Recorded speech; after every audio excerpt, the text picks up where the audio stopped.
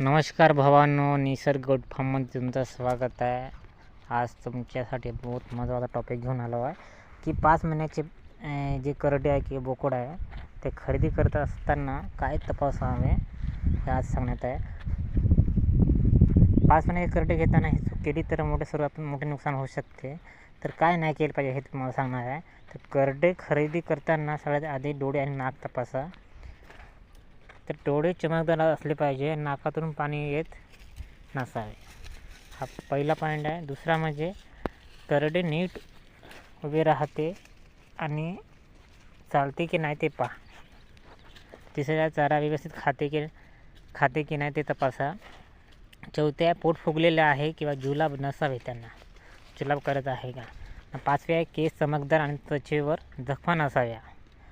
शक्य असल्यास लसीकरण जंतुनाशक झाले आहे की नाही ते त्यांना विचारा. हे सर्व